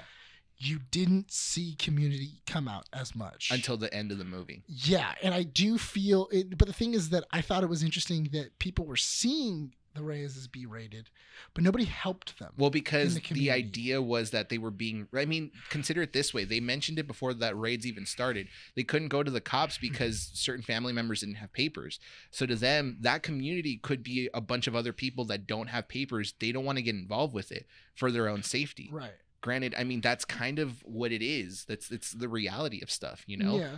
But the idea of community is still there. When my dad passed and we had, you know, like a memoriam to him, like literally after we buried him, family members that we haven't seen in a really long time showed up, brought things, helped us out with a lot of different things. That community aspect still exists in death. And that's cultural aspect of, you know, Hispanic culture. They did that really well in this movie. True. That's what I really appreciate about this. Because it didn't focus so much on one aspect, which was Mexican. I love the fact that it was very universal. The Hispanic culture, the Latino culture that exists nowadays is It had a very Latin culture. It wasn't because we were talking about it in the parking lot afterwards. There was a lot of points where it wasn't culturally specific. You couldn't immediately look at it and go, "Oh, well, that's Mexican culture. Oh, that's Guatemalan culture. Oh, well, they're Cuban." And everything else, because we couldn't really like identify what kind of Latin they were. We knew that they were of Latin descent, but like I was saying for Zolo, they're very Latin ambiguous because they were bringing up some stuff that, oh, like those are terms that Puerto Rican families use that. Some terms that Spanish families would use. So it really does kind of like they do kind of like a hodgepodge of the heritages and everything and the cultures, but it mixes kind of well because some of the cultural things that people do span over multiple cultures and it's okay. But yeah, I think it really does touch a lot of that. Well, that's the thing that we've talked about this off the show before is that, Mexican culture, for example, here in Los Angeles isn't technically like OG Mexican culture. It's more LA culture. It's LA Mexican culture. It's, immigrants coming from Mexico living over here, spanning one or two different generations and then creating their own heritage here in Los Angeles. And so you kind of get that in that movie where it's like you said, it's a hodgepodge of different cultures, Hispanic and Latin cultures coming together and not really focusing on one. And it did such a great job. I was able to relate to it a lot. To me, the movie was very cringy at first, again, because of the sister. I just didn't like her as a character. As the story went on and as the movie kept going, I was just kind of like, okay, I can understand what's going on behind this and everything. And I understood what it stood for. Well, the thing is that also I understood the sister because she was very, I mean, not just the younger sibling thing, but I understood the sister because I know family members that are the blunt one. They anything they say is not coming out well. Yeah. Or the sister in here that's basically how my sister is. Yeah, and that's the relationship that me and her have. Your sister's older, right? No, she's younger. She's younger. That's how it is. So that's what I'm saying. Like I do feel like there's a lot of relatability with that because I know family members that are like that. You have a sister that's like that, and that's. So that was why, like, as soon as I started hearing the sister and hearing them go, well, listen, your job is just the balloon. That's it. And the fact that she even messed that up, where it was like, oh, listen, this is all they had. And just handed him the balloon. You know what? I just tried. Yeah, like, oh, yeah, like, they made me come. Yeah. And, like, that's very, I know, I've seen that, where it's just like, dude, you had one job. You just do one job. It's not that hard. Yeah. So what was it? I do like that. I do like the idea of Rudy. Rudy is kind of like the conspiracy theorist brother who thinks that the government and he's a smart one too.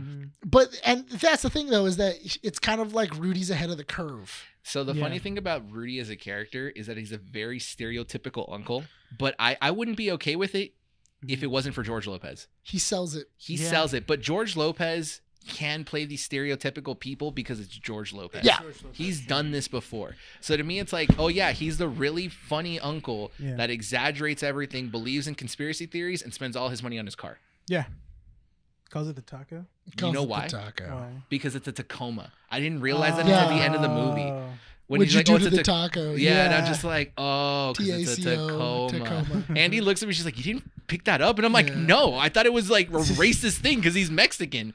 He likes tacos and it's a truck. It's a truck, so it has an opening, so, it's like, so you can put stuff in it like a taco. The one I did get that no one laughed at was that he called the EMP device. He called it a chapulín, and I was just like, oh, like get it because it's red and yellow, Chapulín Colorado. Oh, okay. And no one picked that up. It was frequencying the Chapulín Colorado TV show, and it's interesting because like the audience was very lively. That we went to. Yeah, it was a fun audience. It was a fun audience. On the jokes. Yeah, they did, but no one laughed at that. And I was the one that chuckled a little bit. I was just like, I get. That's the thing. But also, that one's a deep cut. It's a deep cut. That is a deep cut because no one got it. It's a very deep cut. Yeah. Like I only know it through you guys. Yeah. Because you told me about it like years ago. Yeah. And because I think you were asking for a pop, weren't you? I think so. Yeah, was it Funko was like, oh, they were releasing a pop of that, and you're like, are we gonna get those? I'm like, we might not. I don't know, but I completely forgot about that. But I never knew about that beforehand. Yeah, we never watched any like Spanish television. Yeah, because we always, we would watch just broadcast television. Because we had just the antennas and stuff. We never had cable, but even then, like I barely pay attention to the novellas. My mom would watch just the soap operas from both NBC and ABC, like General Hospital, Days of Our Lives, One Life to Live. Those are good. Yeah, they were good. I watched those with my mom over summer break. Hey man, novellas is our thing that taught me Spanish. Yeah, a lot of people learn Spanish from novellas. You know what's really messed up? My grandmother, she'd never watched novellas. She would always watch Murder, She Wrote. And Walker, Texas Ranger. Really? Those were the movies those are the shows we used to watch. You know what Dad would put on like Saturday nights or like Friday, Saturday nights when Univision had like movie nights? La India Maria. What's that? I'll tell you after. Is it about a prostitute? No. I feel like a lot of Spanish shows are about some of her prostitutes. story. There were movies, but she's a very famous actress. She would play this woman that would try to cross the border to the U.S. For like different reasons. I can't remember some of like the storylines, but a lot of the time she'd be like caught by border patrol and stuff like that. Was it a corn movie? Yes, if I understand what the reference. What are you trying to reference? Like wait, was this like an adult? No. Was it an adult Dora the Explorer? No. Like it was. I'll show you afterwards. I'm very like. But it's the live action version of Dora the Explorer. No, it's not. Because she goes through a map and then she has a destination. Trying to cross the border. We're trying to cross the border. Can you find the fence? Where's the Nana fence? actually. And then she gets caught by border patrol. When the Nana, and then border no border. Border no border. Yeah. And they're like, man. She did a lot of running. She did a lot of running. Yeah, she did a lot of running from border patrol. Did she have a monkey named Boots? I'll put no. Did she have a cousin named Diego? When the Nana pulls her hair down when she like shoots everyone, right? She had her braids down. Immediately, the first vibe it gave me was India Maria. Oh, okay. Yeah. I thought it was so funny though, because as I was watching that, I was like, oh, she fought in the same war that the main villain was in. Because it was an imperialistic war, but it didn't exactly say where it was. He just said he was fighting the imperialists. It was a communist hating grandma. Yeah. So she might have fought in the same war that his mom died in. Yeah. We got to wrap up this show because we're hitting an hour 40 pretty soon. Rene, what are your last thoughts on this movie? I thoroughly liked the movie overall. I don't know why people kept telling me like, oh yeah, it had a lot of George Lopez in it. And I'm like, I guess. That's George Lopez. Yeah, it's George Lopez. What are you going to do, sit him on the bench? Yeah. I feel like if you would have put George Lopez on the bench, people would have complained. Why would you hire bench George one of your best players? Yeah, like why would you hire George Lopez not playing? That really is strange to me. Thinking George Lopez is like really good because I don't know. I mean, he's funny. Don't get me wrong, but I don't think it's like, oh, well, you have George Lopez in it. Just put him in as much as you can. Why? I'm like, just use him. Yeah, but don't. I don't think he was, I don't think you need to use him. But the thing no, I don't want to hear what you're going to say. This is you my always thoughts. do that. I say something and you're like, well, to be honest. I get what you mean, though. I get what you mean because Andy had the same take where it's like, I've heard the jokes before from George Lopez. I'm just going to stay silent because apparently you triggered him just like the last Ronin people. When what did I do? I was responding to his comment. I'm just supposed to stay silent after he makes a comment? Sometimes. Just agree with me. Just let me say something. No, I get what you mean. Yeah. Because Andy was saying the same thing, that George Lopez tends to have the same jokes over and over again. Yeah. So it's more of like, use him, don't idolize him. Love you. I don't know what the hell I did. Say it, but hold his neck next time like this. He talks more than all of us on this thing. Why am I the only one in trouble? I've gotten in trouble more often than you have. Spilled the monster 3 times. That's true. It's an accident. That's it for your last I mean, I thoroughly liked it. I'm glad it's doing well. Uh-huh. I hope people see it more, and I really want a sequel. Cool. That's the thing. I really want a sequel. Nick. It was good. Oh my god. No, seriously, last thoughts. I liked it. I thought it was a lot of fun. I think it's a good stepping stone for this universe, and I'm looking forward to seeing what happens next. I mean, like we said before, it's a generic hero movie. It has really great character actors in it. It has really great. It's directed well, and it's a lot of fun. Would you recommend it to people? I would. I would recommend it to people. What was it? I can understand where people are saying like it's nothing new, so I'm kind of fatigued out of it, and I don't want to, and I don't care for it.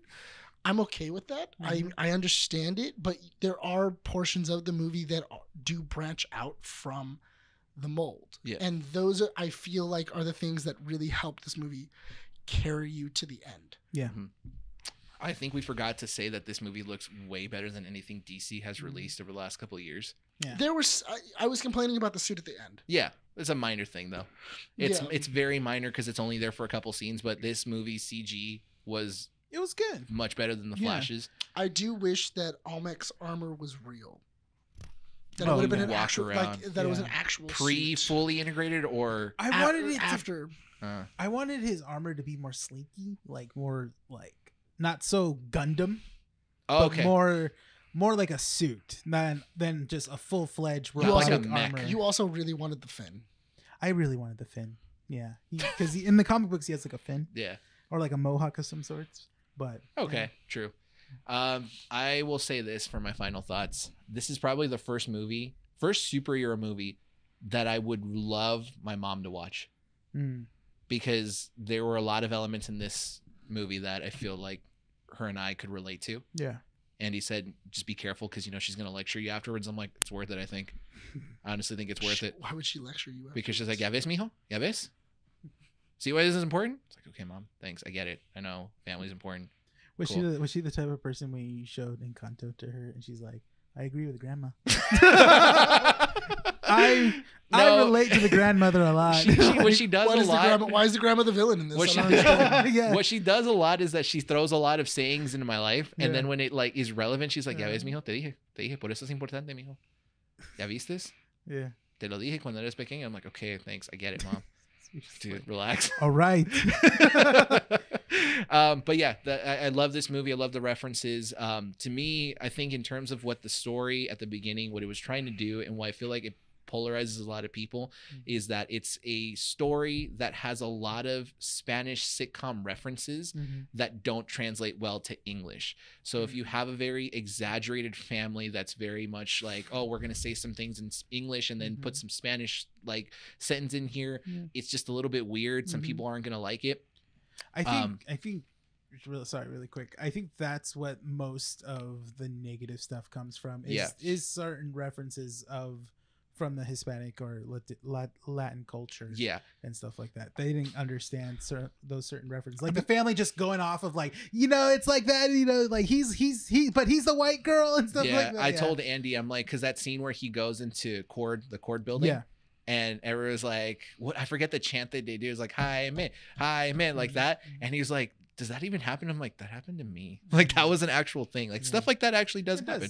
It's a little bit exaggerated, not in the sense where they're slamming the car and embarrassing, but it's like, your family will try to embarrass you in certain things. And then also just hype you up at the same time. Yeah, exactly. What you think is embarrassment, but it's really they're just trying to do their best. They're just loving you. Yeah. Yeah. So there is a lot of that. And in terms of the negative reviews, I get it. Yeah. You have people that are really going to like it, people that are just not going to like it. That's totally fine. Yeah. For me, I'm one of those people that I'm not going to recommend this movie if you have absolutely no connection to any of the cultural stuff here. If there's not even the slightest bit of connection, I don't think this is the movie for you. Yeah.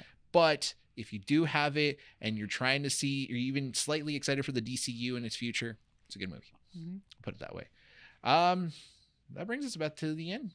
Yeah. Ready to wrap this up? Sure. Let's do it. All right. Guys, just a quick reminder. This is issue 161. Don't forget to check out our website, keepingupwiththenerds.com. Check out our socials, Instagram, Facebook, Threads, and X. Follow us on YouTube, keepingupwiththenerds.com/. Keeping Up with the Nerds. Comment down below, like the video. Let us know what you guys think. Subscribe, please, please, please subscribe. Love you guys. Want to reach 200 hopefully by the end of the year. We only got a couple months left. And check out our audio platforms: Apple Podcasts, Google Podcasts, Podbean, and Spotify. Leave a 5-star review where acceptable. Let's go ahead and wrap this up. I forgot I was the one that introed. This has been Keeping Up with the Nerds, issue 161. My name is Bryan. Nick. Rene. Signing off for Inner City Comics. We'll see you all next time.